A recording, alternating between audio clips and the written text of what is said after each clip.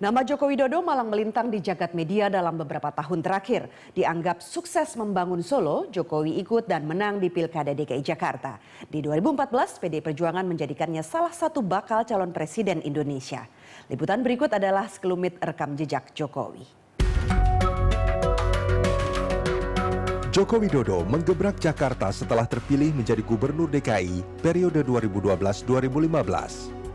Gaya belusukannya yang memberi ruang partisipasi keluarga menjadi daya tarik tersendiri. Gaya ini sudah diterapkan Jokowi sejak menjabat wali kota Solo. Moncernya karir politik Jokowi diawali saat terpilih sebagai wali kota Solo selama 2 periode. Pengalamannya sebagai pengusaha mebel yang pernah berkeliling Eropa memberi inspirasi untuk menata kota Solo seperti kota-kota di Eropa. Lulusan Fakultas Kehutanan Universitas Gadjah Mada ini pernah mendapat penghargaan dari City Mayors Foundation sebagai wali kota terbaik nomor 3 di dunia. Jokowi dinilai berhasil mengubah Surakarta dari kota dengan banyak tindak kriminal menjadi pusat seni dan budaya. Program Kartu Jakarta Sehat dan Kartu Jakarta Pintar menjadi andalannya memperbaiki pelayanan publik. Dan pada April lalu, program ini mendapat penghargaan dari Bappenas karena mencapai target Millennium Development Goals. Pembenahan saluran air seperti normalisasi kali dan waduk, serta penataan pemukiman penduduk digeber dalam hampir 2 tahun belakangan. Namun belum lagi tuntas masalah Jakarta. Ketua Umum PDI Perjuangan Megawati Soekarno Putri menunjuk Jokowi untuk maju dalam pemilihan presiden 2014.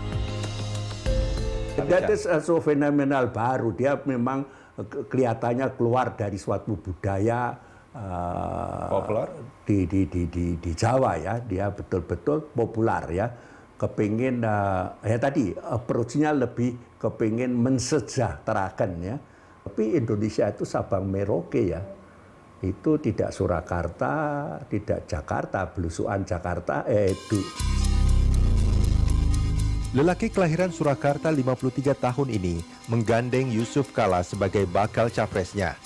Mereka diusung partai koalisi yang terdiri dari PDI Perjuangan, Nasdem, PKB, dan Hanura.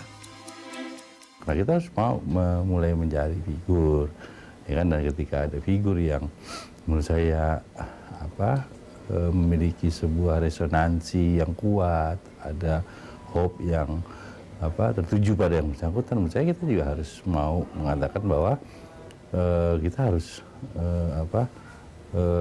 mau menerima itu sebagai sebuah kenyataan. Jadi saya kira kita tidak dalam konteks mengganggu, menghentikan dan sebagainya. Cuman memang kita ingin memberikan sebuah ruang pengabdian yang lebih luas, ya, yang lebih besar dalam konteks nasional jadinya. Selain optimisme, keraguan juga menggelayut pada pencapresan Joko Widodo. Jokowi belum punya pengalaman pemerintahan di tingkat nasional, satu.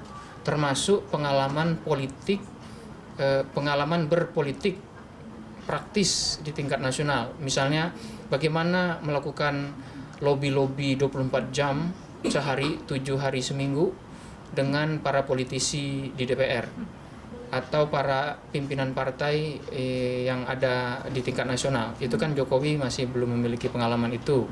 Jokowi dikenal sebagai orang yang berlatar belakang pengusaha. Pengusaha yang berarti pemahaman ekonominya lebih banyak mikro.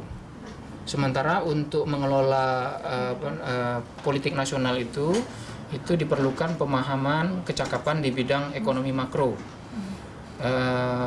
Menyangkut fiskal, menyangkut inflasi dan segala macam yang terkait dengan ekonomi makro.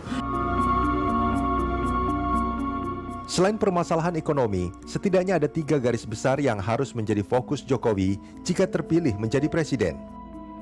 Tim pemenangan Jokowi mencatat dalam 10 tahun terakhir, negara absen dalam perannya membangun infrastruktur, menyediakan fasilitas kesehatan yang memadai, dan rasa aman hidup bernegara.